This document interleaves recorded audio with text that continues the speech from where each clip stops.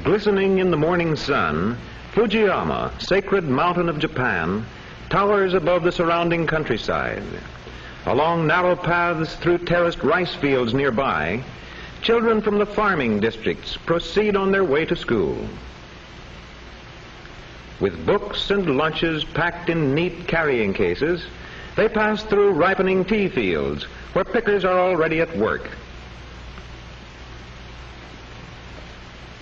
In villages along the coast, other children follow a path beside the boats and nets of the fishing fleets. While in the industrial cities, smoking factory chimneys line the road to school. Among the vast army of Japanese school children are Taro and Yukiko Yamada. At the doorway of their house, they put on their shoes never worn inside. Taro wears the official schoolboy uniform. Sister Yukiko wears the standard dress for girls. While father completes the lacing of his shoes, grandmother Yamada tends baby brother Botchan as he finishes his breakfast. Botchan likes the tea that is always a part of Japanese meals, but grandmother feels it must be cooled. Now father and children say goodbye to mother. いってらっしゃい。行ってまいります。いってらっしゃいませ。いってらっしゃい。 Father and Taro and Yukiko start out together, for father works not far away. For a short distance, they pass along a street lined with craftsmen's shops. Just ahead, many people, some in Oriental and some in Western dress, have errands at the post office. The Yamadas have an errand here too.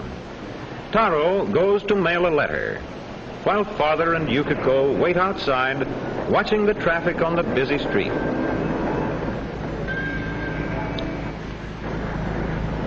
Presently, as Taro rejoins them, they move on, and soon they arrive at a railway station where father is the official in charge. Here, father and children say goodbye to each other. さよなら。先生のおっしゃることをよく聞くんですよ。それではさよなら。さよなら。 As father enters his office, the tracks outside are already busy. A call for a 下り report. 急行51番8時47分発車。上り急行8時50分到着の予定でございます。 At school, it is almost time for classes to begin. Children flock through the gates and teachers stand ready. Greetings are exchanged. 太郎君おはよう。ゆきこさんおはよう。先生おはようございます。 Before entering the classroom, all the children remove their street shoes. Here as at home, shoes are always left at the entrance. Inside the classroom, the children take their places and prepare for work. Meanwhile, in cupboards near the door, each pair of shoes is also in its proper place. And now a reading lesson. しかし入れ替わりに大勢の人がどやどやと入ってきました。席はみんな塞がった上に立って。ゆきこさん。明日からはもっと早く来ようと思った。朝ごはんが済んでから少し勉強をした。休み中は毎朝涼しいうちに勉強するつもりだ。8月2日木曜晴れ。 Later in the morning, at the Yamada home, the maid buys tofu from a street vendor. Tofu, or bean curd, comes from soybeans and is tasty in soups. In the main living room of the Yamada home, mother attends to one of the most important of Japanese household tasks, skillful flower arrangement, an art highly honored in Japan. Grandmother is occupied with needlework on a new kimono, while Botchan plays with his toys. Mother just finishes placing flowers before the family's ancestral shrine, when suddenly, in the distance, the whistle of the Tokyo Express. Once more, father will be able to report that the train is on time, for the express is almost always exactly on schedule. During the brief pause in the station, the engineer oils his locomotive. And presently father is again at his desk, preparing a record of train movements.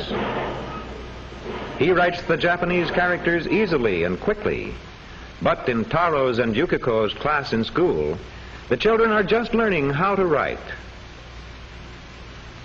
It is not easy when you are only beginning. Yukiko writes slowly and carefully. Taro, too, is still very cautious, but he handles the brush well as he completes the last character of the name for Japan. From top to bottom it reads, Dai Ni Pon, meaning great sun's origin, or as we say, Japan. Later, Taro wields a bat with even greater skill in the American game of baseball.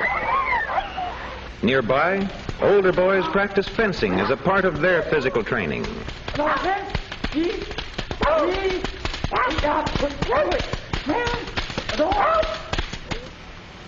Today, Yukiko puts aside her school dress for a fine silk kimono. She and brother Taro are going to a festival. This is an excursion in which the entire family joins. All look forward to seeing the cherry blossoms, and there will be many other attractions for young and old. Even as the Yamadas are leaving home for the day's outing, other families are already assembling at the scene of the festival. Cherry blossoms are everywhere, framing bridges, and here a castle of old Japan. Among the places visited by many of those who have gathered for the festival is a small shrine, one of thousands of such religious structures to be found in Japan. On their arrival, the Yamadas stop to worship. First, Taro pulls the bell cord, then offerings are tossed into a box by all members of the family. They do not enter the shrine interior, but remain at the entrance. Clapping their hands as a sign of their presence, they bow in reverent silence before leaving.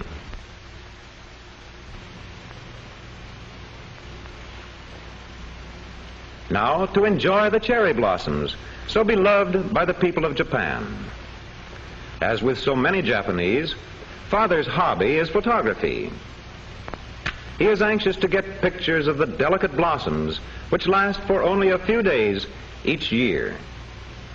Another popular feature of the festival is a storyteller.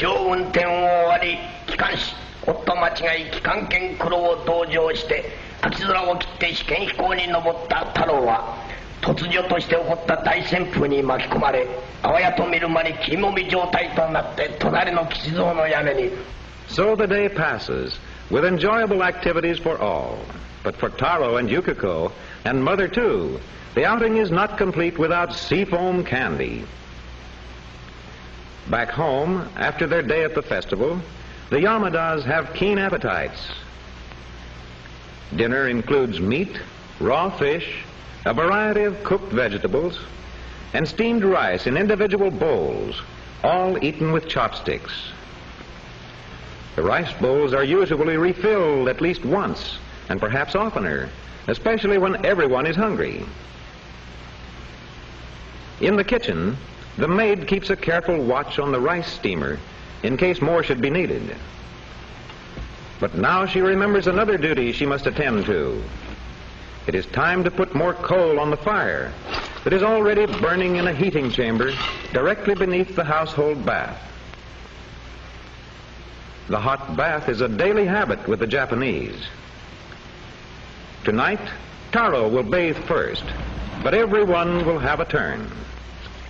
Far from being afraid of soap, he lathers himself long and vigorously. Next, he dips water from the tub for a thorough rinsing. Washing and rinsing are done outside the tub, which is designed for the final restful soaking. In the living room, Mother and the maid make up beds on the spotless floor, while Father, dressed in a comfortable kimono, quietly reads the evening paper. It is getting late, and already in another part of the house, the children are asleep, Bo-chan still clutching his toy dog. Taro, perhaps reliving the day at the festival, Yukiko resting before tomorrow's return to school. The Yamada home and garden lose their outlines in the darkness of night, while distant Fujiyama looms majestic against the sky.